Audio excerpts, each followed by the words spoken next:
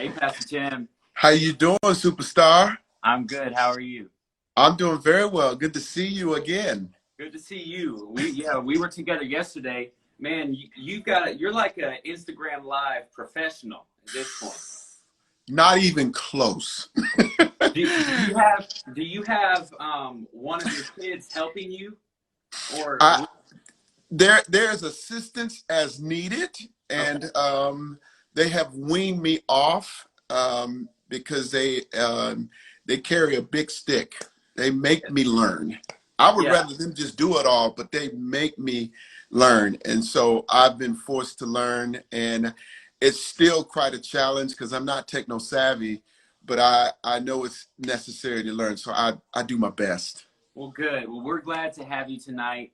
Um, I will say you did request yourself to join the live. That is something that Pastor Chris did not do himself the other night.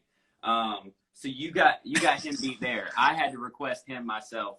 But yeah, we're glad to Oh, have you. okay. Uh, First things first tonight, if you could go ahead and introduce yourself, tell us about yourself, your family, your church, and how you got to where you are today.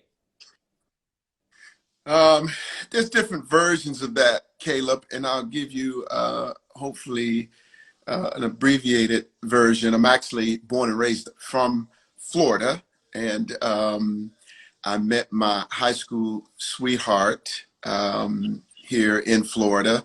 She had recently moved from South Carolina, Sanithia Lachelle Platt, and I fell in love with her even before she even knew who I was. And it was kind of extreme, and she didn't really care much for me to begin with. But I believe every woman, and this is a note to all the single guys, every woman is looking for a hero. Every woman is looking for someone who will fight for them, which gets harder and harder as we see the culture as it is, because the number of females to males is extreme and increasing. So it's hard, but I didn't care about anybody else. I just wanted to win her, and I won because we've been married Yes, sir. a very long time, 32 years and counting. But long story short, played sports growing up, wasn't very good in junior high school, very average, quit the junior high basketball team, got in a conversation with a stranger in my neighborhood, a gentleman never saw before and never saw after. And his message was to me, you can be different. You can be different if you have determination, motivation, discipline, perseverance. And I accidentally did what some young people don't do. I listened. I didn't have anything else to do. I didn't have anything to lose. So I started to apply myself with discipline, motivation, so on and so forth. And before I knew it, I went from being a quitter categorically in junior high to actually becoming an All-American, All-State, Athlete of the Year, Lineman of the Year. I'm on the Tampa Tribune, All-Century team, like award after award. Ended up getting a full scholarship at Penn State University and seeing a lot of amazing things happen from one conversation. In fact, I want to just do something a little bit different here. I'm going to show some of the rewards of that one talk. Yes, Some of sir. my greatest rewards. See that right there? That's the woman I won back in high school. And then God gave us this tribe, Team Johnson. And along the way, just a few highlights. My high school all-star game. This is kind of fun. I'm up there somewhere, my high school all-star team in the state of Florida. And that picture is from Penn State beating University of Miami in the Fiesta Bowl in 1987. It was the most watched college football game in the history of college football at that time. This is the Super Bowl right here, holding up Coach Gibbs. That picture was on the front page of the New York, of the Washington Times, and those are a few highlights of mine, memorabilia. And after I ended up going to Penn State, was drafted by the Pittsburgh Steelers, and from there traded to the Redskins, and then from there went to the Cincinnati Bengals, and then well, let me back up. When I was in college, that's where I got born again through another conversation with a stranger who said I could be different, but it wasn't athletically or academically. It was my life, because I struggled a lot with insecurity, loneliness, faking it till I make it, and just sin in general. And when the gospel came, it scared me, but after overcoming the fears, I surrendered. And one thing I told Jesus from day one is that whatever you call me to do, my answer is yes. I just need you to help me figure it out. And by his grace, I've never said no, Lord, because that's a contradiction of terms. And it has led my life in a direction where I have gotten far more than I deserve. And so ended up coming out of the NFL after 10 years. I was going to law school. Had already had I had a mentor at George Mason. I was in Cincinnati, was coming back to DC, and just really wanted to be involved where the activity of the community was most intense and defining. So I wanted to be a judge, and they say if you want to make God laugh, tell him your plans. So all of that got flipped, and I ended up in Nashville, country music city, no musical ability, pastoring musicians. It was hilarious. I think God has a sense of humor, but it changed our lives, my wife, my children. And from there, we ended up in Orlando from a call God made to our hearts that it was time to plan a work here during the time where Orlando was at the height of population boom. Also, crimes and needs were increasing in this community. And most of our, God just literally, he just said it, go. And here we are. That's awesome. I think what's so important that we hear from that is that when God speaks, we listen. And then in relation to this conversation specifically today, that you are a man who has been around to a lot of different places, and I'm sure experienced a lot of different things with a lot of different people in each of those areas, from the north of our country to the south of our country. You have been around, and I'm sure experienced your fair share of love, and then also disdain, and what we're going to talk about today, and racism.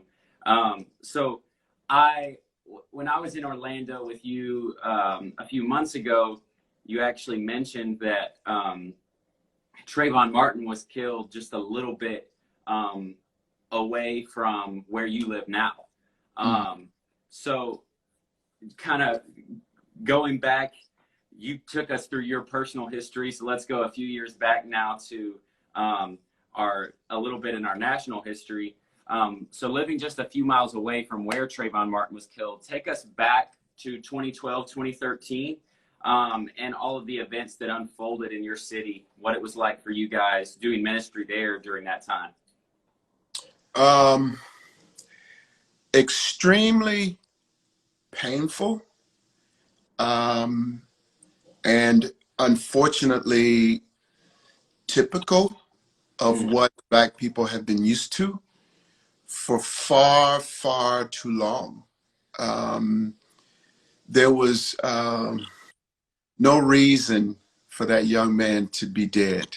Yeah. No more birthdays, no more friendships, no more sporting events, no more graduations. Gone.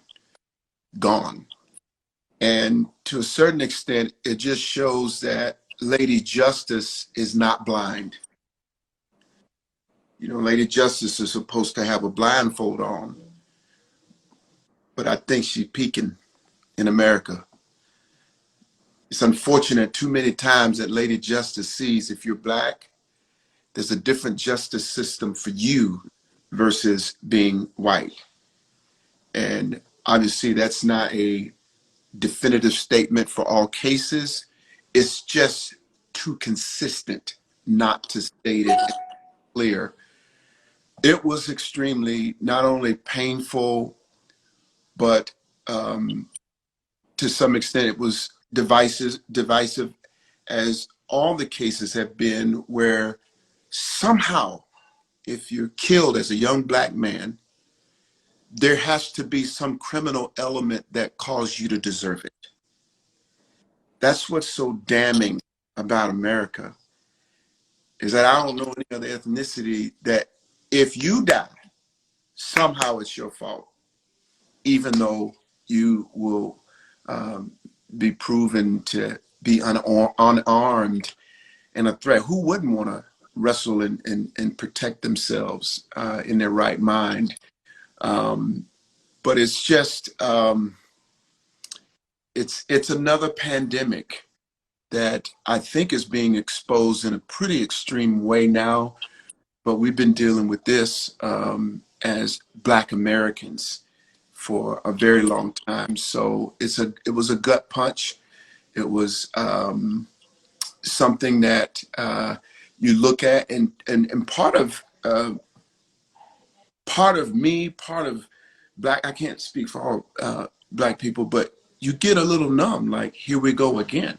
Like this, I kind of see where it should go, but I'm not going to be totally caught off guard when it doesn't go the way it should, of justice.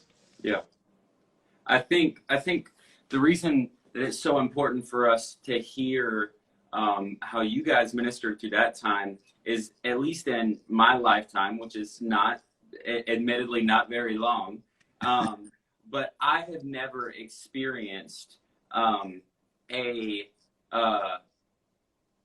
amount of widespread outrage through each and every community, and the amount of widespread protest against racism through each and every community. I haven't seen it in my lifetime, and I don't think we've seen it in, and you can speak if I'm wrong here, but in protests in the amount of states since really the civil rights movement of the 60s, like the widespread protests.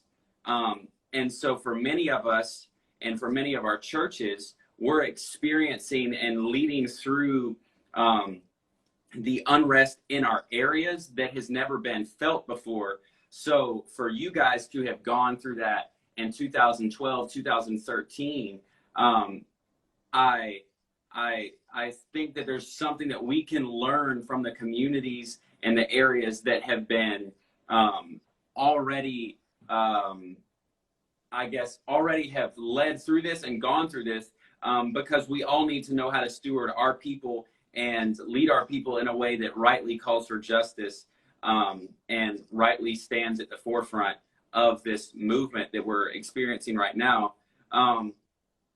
And one of the things I've been personally worried about is the fatigue of the ears of humans. And it's so ironic, because for Black America and for Black people, the fatigue was over way long ago, hundreds of years ago, when you were tired and sick and tired of the experiences and going through them. But for much of white America, the eyes have been opened really for maybe the first time in this period right now. And I don't want the white people that are standing at the front in their guilt right now, and I think that's part of the problem with the white guilt response, but the white people that are standing at the front with their guilt right now, to be tired of feeling guilty in 2 weeks and 2 months and leave the front lines. So this is now our second conversation about this in 3 days. We've had plenty of interviews over the last 2 weeks, but why is it important that we keep talking about this? And why is it important that as the church, we keep leading the way in this area?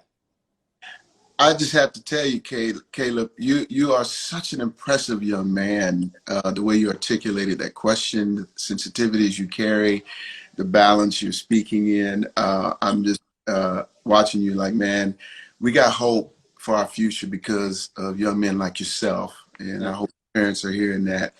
Um, some people have fatigue because it's uncomfortable. It's very, very uncomfortable. And unfortunately, we build lives, even in the church, based on comfort, not our calling. Yeah. And a lot of times, we only go so far in our comfort regarding sacrifice. If my goal in life is to use my faith to remain comfortable, then I don't see the necessity to sacrifice for a calling. That's good. If I know I'm called, there is no level of measure of sacrifice I'm willing to make to answer the call because of the sacrifice that was made for me to be called. Do we know what Jesus did to call us? He came from heaven to earth and he made a whole new way for us. And our calling is to remain on earth to make a whole new way for the world that we live in. Now, some people say, well, man, why is it always got to be about race and blah, blah, blah? Well, let me just highlight something. We didn't start this about race. Do you know slavery has been going on for hundreds of thousands of years? It wasn't until the 1600s that Africans used to enslave one another. It wasn't until Europeans went to Africa to actually bring slaves to the Americas that it became about ethnicity. Again, you've heard me say, or maybe you haven't, race is a racist term because it suggests that there are different species of human beings. There's one race. Yeah. It's the human race. And so when you think about how Black people, Africans came to America, the devaluing a person based on their ethnicity began in the Middle Passage. White people in the British Empire would fight one another, they would kill one another, but they would never enslave one another. It wasn't until the slavery of the Black man and woman coming to America that it became about ethnicity. And if you want to talk about who's making it about race, it was the colonial mindset of the Europeans who settled here, drove off the Indians, brought Black people and enslaved them, that has built a system where America was built by Black people, but not for Black people. And even during Emancipation and Reconstruction, where we had a 10, 12-year run of being in legislation and owning land, that Jim Crow and the Black codes and all those things shut it down in the South. And it was another maybe 100 years. And even beyond that were lynchings and punishment and subservient, attitudes in the culture toward Black people. You go to Fair State University, there is a racist museum. And one of the pictures you'll see is alligator bait, and it's a picture of Black babies. So you can't go through history more than a few years and see the lynchings, see the Black women being raped and pillaged, Black men being carted around like cattle to mate with women to get the best stock of slaves. And then ask us, why is it always about race? Wait, hang on, cuz. Hang on a minute, cuz. Let's really talk about this. We didn't make this about ethnicity. We didn't make this about bigotry. You kind of did. All we're doing is, we're not trying to take your place. We're trying to find our place. We just want an America where we actually are able to be a part of defining our future and not having it being defined for us in history. If Black people really got mad, America would probably be burned down. I know for me as a Black man, I'm whole, I'm healed. But if we don't start getting to the root, the fruit is never going to change. And I had a dear friend of mine, he said I could quote him. So I guess I will quote him. His name is Jack Deere. He's an astute, erudite theologian, brilliant, books, travels the world. This is a quote from Jack. He said, until white people demand that other white people be punished for taking the life of black people or hurting black people, it will continue. That's what he told me as a white man. He said, it's gonna, why is it about race? Because we let it continue to be about bigotry and prejudice and institutional.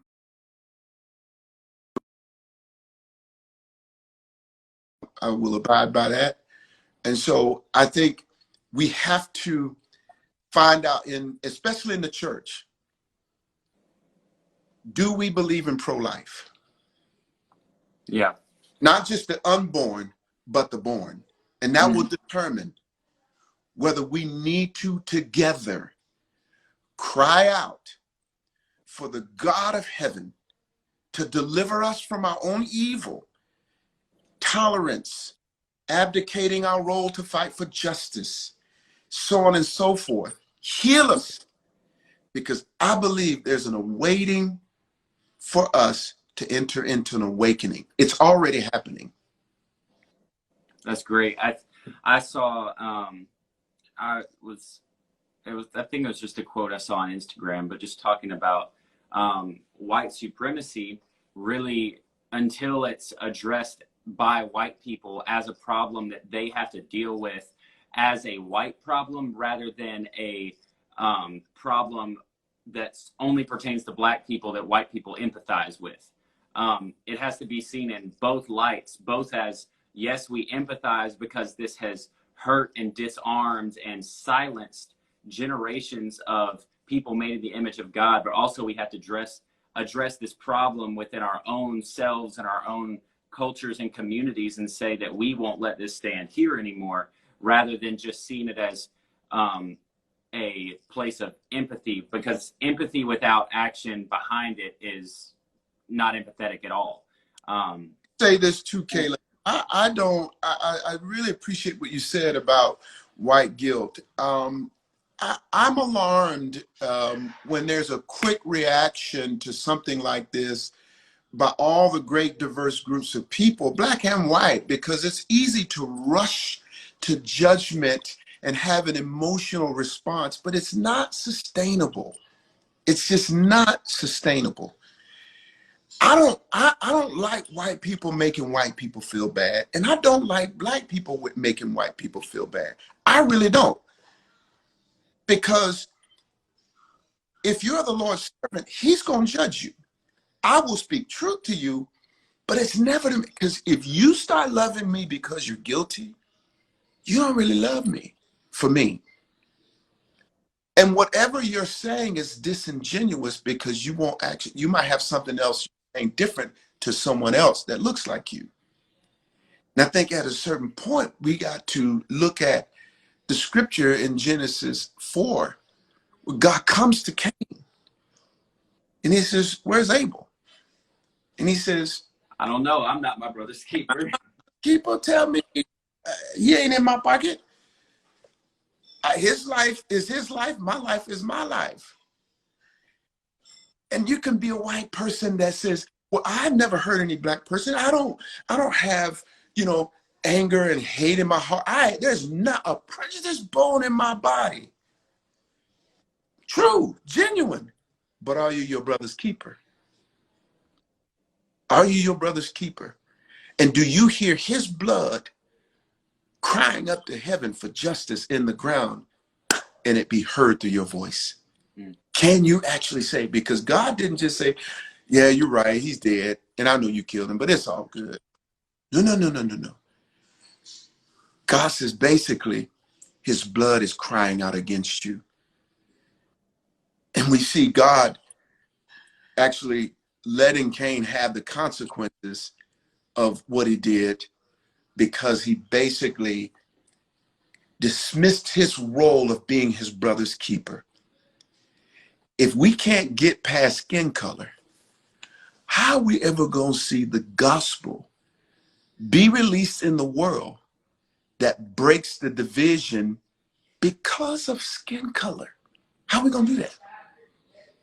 Yeah, that's so good. I think what you've hit on with kind of the history of where we've come from to making it a skin issue, I think that would be my first practical point to encourage people with, of like where the church goes. Education becomes so important, because without re-educating ourselves about the history of our country and where we came from, and the true history, rather than what we learned in school that's not necessarily factual, then rather than wanting to move forward and unite with our brothers and sisters in Christ and stand for justice and stand for diversity, we're going to make claims like, well, let's make America great again, because those first days when we were about Christianity and we wanted the equality of all people except those that we said were three-fifths, because it would disarm us of all of our monetary gains. Mm-hmm. If we don't try and move forward in history, instead of looking back and trying to claim something that actually enslaved generations, we're going to end up seeing history repeat itself, maybe in a different way. But I think that's what we're seeing right now, is we are seeing history repeat itself in a different way. But that's what we've seen since the foundation of our country, is oppression, and it builds it. There's this ceiling, and the frustration builds, and you hit this ceiling, and that ceiling looks different for every generation. But I think we're at that ceiling now, and rather than cutting out the foundation and going back to the bottom, we need to push through that and build a new foundation above the ceiling that we're at.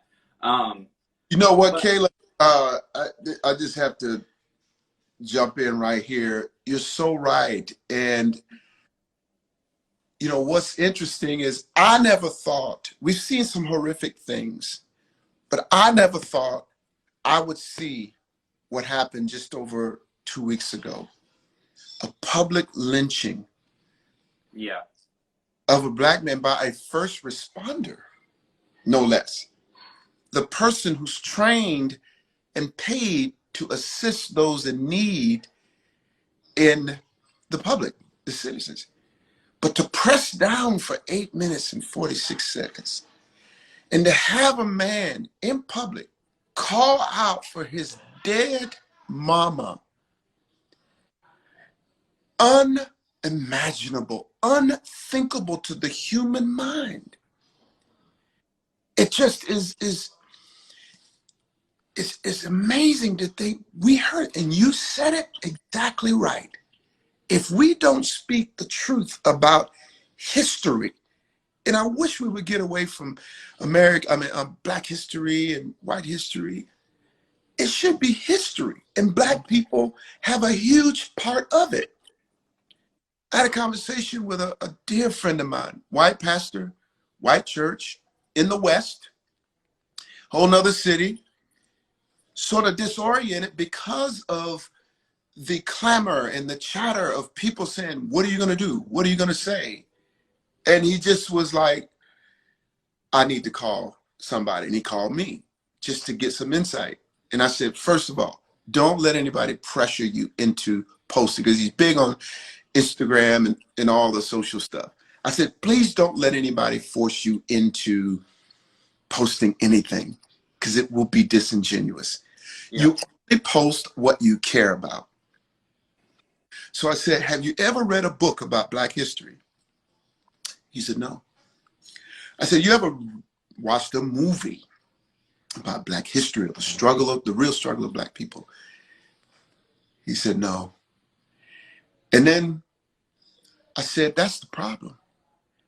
I'm 55 years old. I grew up learning white history because I had no choice. You have a choice, and you didn't choose to learn about my history. God has been using this man in the last week. He put out a podcast, and he got real. And it has opened up, because I said, a gospel that you can't preach everywhere should be a gospel you should preach nowhere. If your gospel is just for white people, If your gospel is just for black people, don't preach that anywhere, because that doesn't allow us to be God's people. God's people.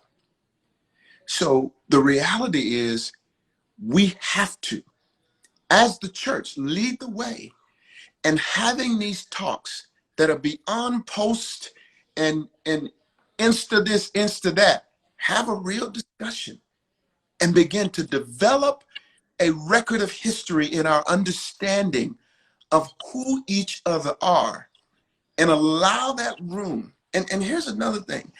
I think for white people that are new to the discussion, you have to give room to black people to cry, to be mad, to be angry, and not to judge them prematurely. Yeah. Because if that was a dog, if a black man had a dog under his knee for 8 minutes, he would have went to jail. A dog, not a person, a dog.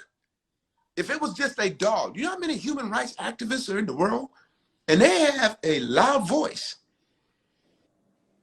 If a dog can be valued and justice be demanded for a dog, how much more for a human being created in the image of God, even though they're black? We got to get into the depths of this discussion and not be weary and not run. Yeah, that's good. My next question, or kind of, I guess, proposition to you would be, if you could be, for a brief moment, 5 minutes, broadcast into every single church in America, one Sunday, and give a 5-minute charge, encouragement, conviction, whatever it would be, on racism and injustice, what would you say? I would say choose whether you're going to carry the cross or help with the wall. In Ephesians 2:14, it says Jesus is our peace. We don't have peace in the world because we've not agreed on who Jesus is. So Jesus, it's in Christ that we have peace. Well, how is it possible? It's because Jesus destroyed the barrier, the dividing wall of hostility between us.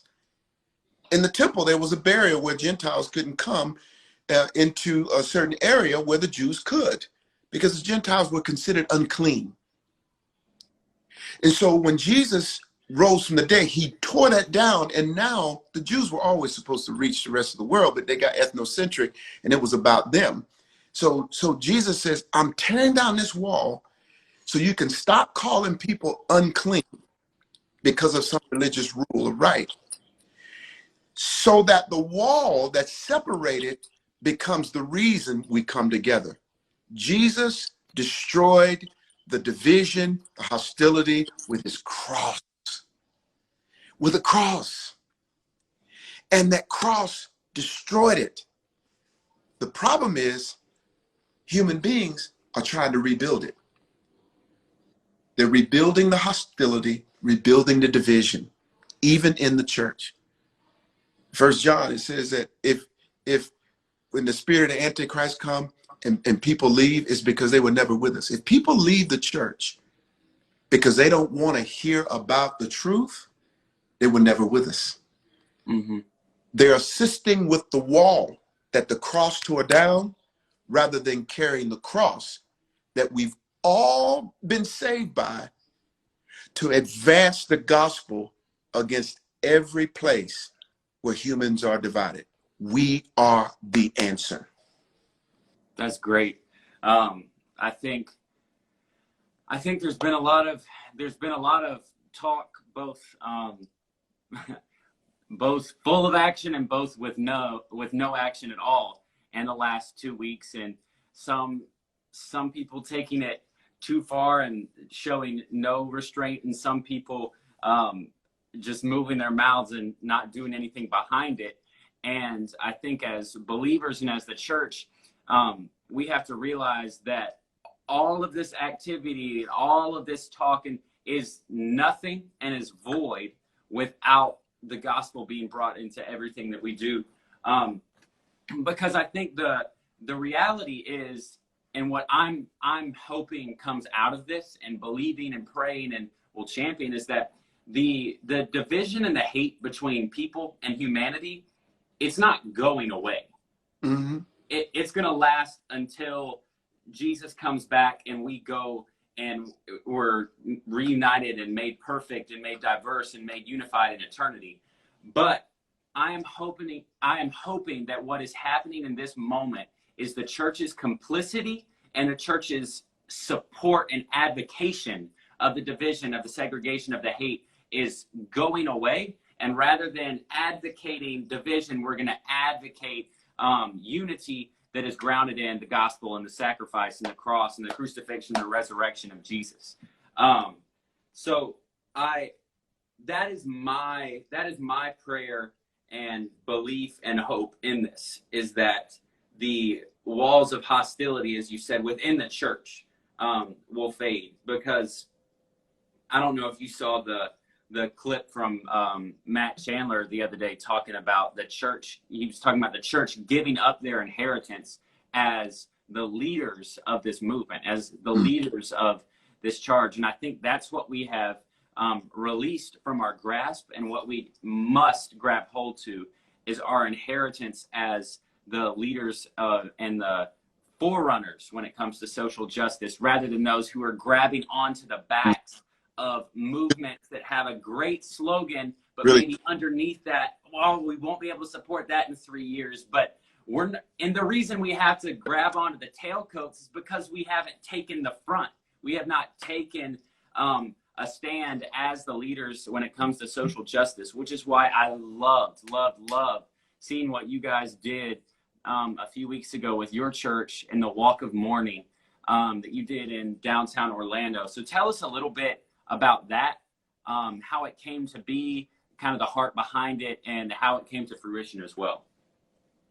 Let me say, first of all, I believe this is God's timing for where we are in America.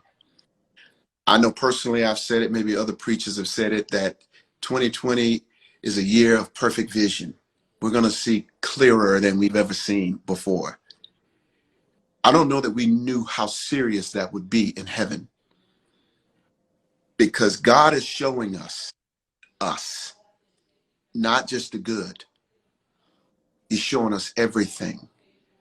And here's what I believe, and people can agree or disagree. In my heart, I feel God is sick of it. He's saying, deal with it for real. We've been playing with this subject because it hasn't been convenient. When the Apostle Peter stood up to preach at Pentecost, he said, you did this. What happened? They were cut to the heart. Unlike no other time in my life, I feel like America has been cut to the heart. Black people, white people. And again, no black person can say this is all about all white people. That's not true. History will show you that white people were lynched during the height of the lynching years in history. 77% were black, but another 23% were white for hiding black people. So this can't be a broad brush of anybody. This has to be an identification of sin in the heart.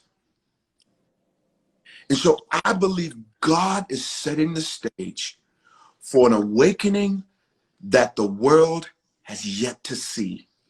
I don't think there's anything ever been like it, what's coming.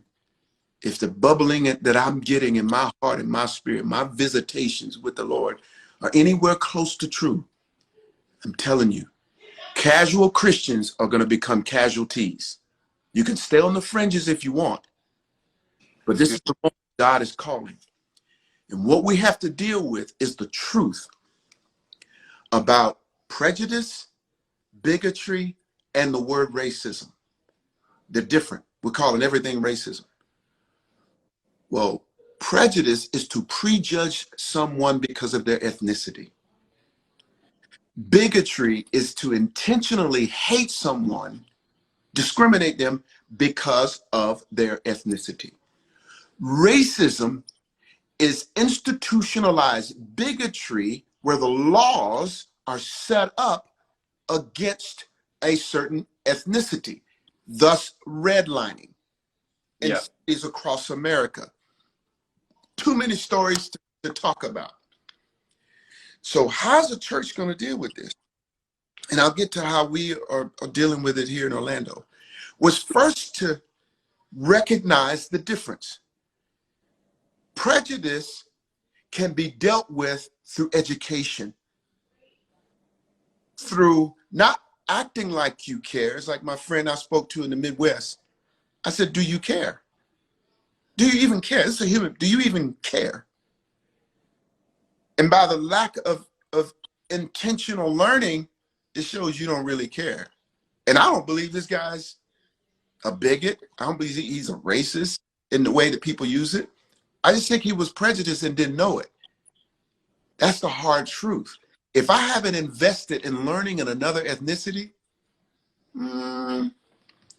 what can I really say? Yeah.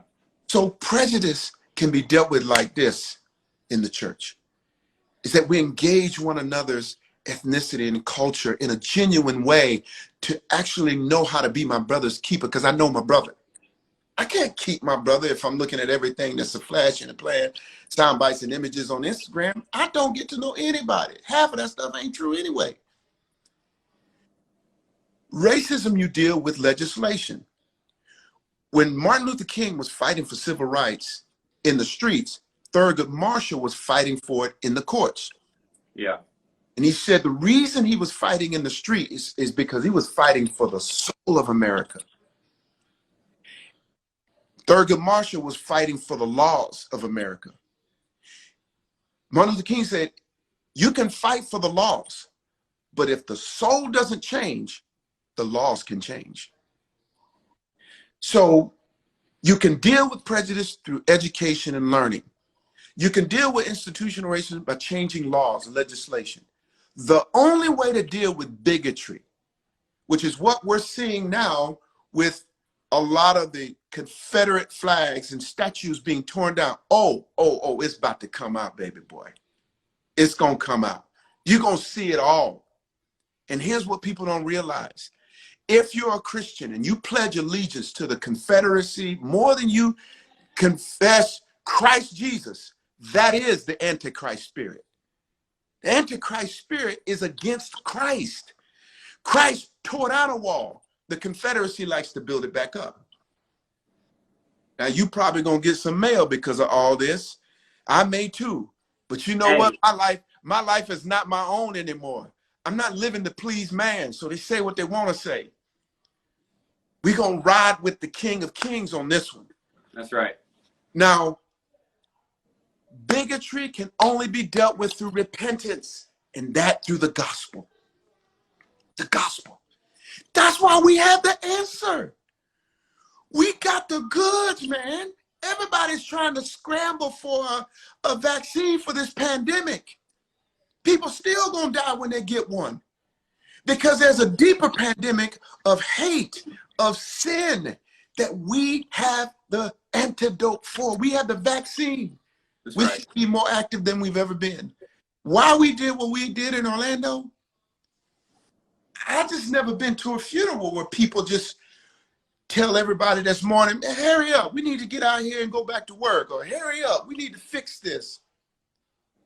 400 years of suffocation, asphyxiation, the institution of America on the neck of Black men and women. We have not mourned together. Justice for many years has been just us fighting for us. But justice has to be all of us fighting for all of us. That's right. And when that happens, there's going to be a breakout, a pivot, and a breakthrough. And I think that's what's happening in your generation. Your generation, like, you know what? You Black, You white, you're my brother. Like, you guys are becoming more sincere than maybe my generation. We still like to fake the funk a little bit. We like window dressing and making it look nice. You guys are done with the shine. You want what's real. And I appreciate that. I just want to be a part of it. So don't forget this old head when you get to the kingdom. I want to be in that number when the saints go marching and breaking through this system that we built. I felt like the word of the Lord to me was simply mourn, to appreciate the context of pain that we share together, not the same feeling, the same reason for the pain. And if we can gather and experience the same reason for the pain, we're going to experience the reason we need to be healed. That's good. That's great. I just got an email that Louisville, they just voted unanimously to pass what is being called the Breonna Taylor law, which is a total ban on no-knock warrants. That doesn't really have, I mean, that's not specifically pertaining to a question, but I think. You know what's interesting about that, Caleb? Yeah. Is what we're talking about. This generation has not equally amount, but a lot of white young men and women who are saying enough is enough. Your generation is telling us, move out the way. You guys have been caught up in your own brand and your own ideas and your own way of life, trying to make yourself successful. We're going to change the world. That's what I love about the next generation. If I could go back in time, I would be one of y'all right out there on the front lines. I'm not one of you, but I'm still be out there. So here's the thing. That's the only reason things are changing. Because the color and the fight of justice is not just us. That's good. I think it's important that like you're talking about with legislation and just the different levels of how things change when things like this happen. Like, it's things as simple as a law passed by a city council in one city. I think it's important that we look at the wins as wins, or else the losses they start to drown out any victory that comes. So I think Instagram will cap us in about 11 minutes. So I want to spend the last bit here. A few practical applications that the church can put into practice to continue the marathon fight against racism and bigotry and prejudice and all that we're talking about. I think the emphasis on the marathon fight is what's so key and why we have to keep talking about it. And we talked about a few practical applications already, whether it's fighting alongside one another, education of history, learning about what our brothers and sisters that don't look like us have been through, learning the correct history. But just further that, a few more practical steps to take as the church and those with the vaccine for this pandemic. Caleb, I would say everything you just said, but I would also say be intentional about what you're learning. Read books about Black history, Yeah. The new Jim Crow, There Is a River. Watch 13th, watch Roots, watch Just Mercy, watch Mississippi Burning, and don't turn it off. That's my exhortation to people. And then when you talk to a Black person, don't get offended when they start speaking the truth. Don't associate yourself emotionally with what happened with our forefathers. Agree to disassociate it with it, because God wants a new wineskin to pour out his spirit in a way that will shatter hell on earth. He's going to bust it. I'm telling you. And I want to be on this side. I don't want to be on the other side of justifying an ethnicity when we got a whole kingdom to inherit. Yeah. I think this right here is one of the things that just kept coming through my mind today. And I'll just read it. Galatians 2, starting in verse 12. Before certain men came from James, verse 11, sorry. When Peter came to Antioch, I opposed him to his face because he was clearly in the wrong. Before certain men came from James, He used to eat with the Gentiles. But when they arrived, he began to draw back and separate himself from the Gentiles because he was afraid of those who belonged to the circumcision group. The other Jews joined him in his hypocrisy, so that by their hypocrisy, even Barnabas was led astray. When I saw him, Paul said, when I saw this, when I saw him treating another ethnicity as if they're unclean, black people have been treated as unclean for hundreds of years. And it took somebody who believed in the biblical Jesus, not the American Jesus, to say this ain't right. Paul said, I went to him in his face, that they were not acting in line with the truth of the gospel. I said to Peter in front of them all, I know you, Apostle Peter and all, but let me tell you, Jesus has something greater for us than just for us. You are a Jew, yet you live like a Gentile, not like a Jew. How is it then that you force Gentiles to follow Jewish?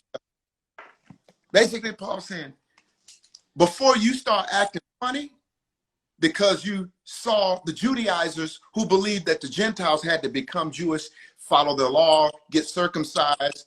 You were cool with eating their ribs and chitlins. You were cool. But soon as they showed up, your white friends came, oh, wait. Oh, you distance yourself. It's going to take another white person to call it out.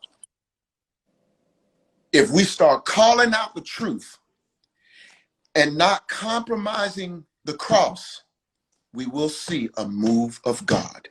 The culture has dominated the church. The division has dominated the church long enough. We need this kind of gospel.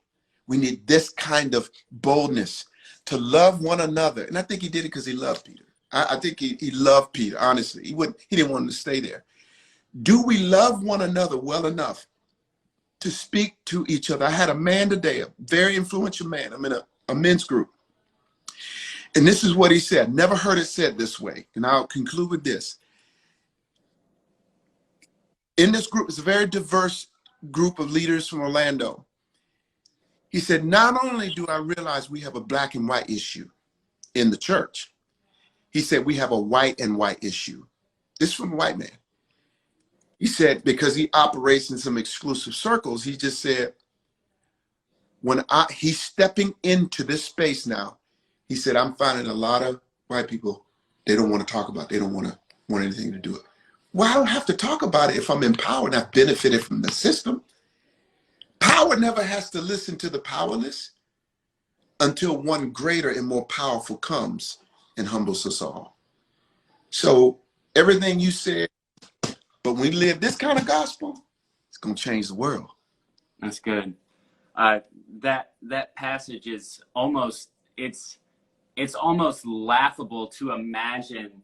Like that's one of those moments in the scriptures that you wish you were just there to kind of, like, how uncomfortable would that be? Like, you're chilling with all these different apostles, and then all of a sudden, like, one just starts going in on the other, and you're just kind of sitting there. Like, it would be, and the boldness of Paul to call out Peter, who had walked side by side with Jesus, and then the hypocrisy of Peter to walk side by side with Jesus and still hate one another, and hate someone else for their ethnicity. One thing, Caleb, that I think is important. Some people saying silence is violence. I don't know if silence is violence, but it leads to violence. Because when Eve was disobeying God, Adam was there and he was silent. All he had to do is say 3 words and we wouldn't be in this mess. Put it back. Cain, silent about his brother dead. 3 officers with Derek Chauvin, who needs the gospel too, silent. If they would have said 2 words, we wouldn't be here. Get off. So you can think silence and indifference is actually helping you, but it's letting other people die. That's good. I'm with you here, encouraging everyone listening and everyone that will listen and watch later. that to speak up when you see the opportunity, and don't just wait till the opportunity walks up and smacks you in the face. The opportunities will present themselves, but also you can put yourselves in spaces to minister and to call people out where it needs to be addressed. Same as evangelism goes. This will open doors of evangelism, which is so powerful and so exciting. But let's put ourselves in positions to call out sin, address injustice, address unrighteousness, and speak to the hearts of those that need to be spoken to. Pastor Tim, I appreciate you speaking with us tonight, and you kind of sharing your heart and where you've come from, and really your vision and kind of where you're seeing the church moving. And it gets me excited, and I can see the same for the people that have been with us tonight. So thank you so much. Caleb, God bless you. So proud of you, and love you and Focus, your family. And we're going to see his kingdom come. I'm telling you now, his kingdom's going to come. Yes, sir. That's good. Well, I will talk to you very, very soon. Appreciate you. Love you. See you soon. Thank you. Bless you. Yes, sir.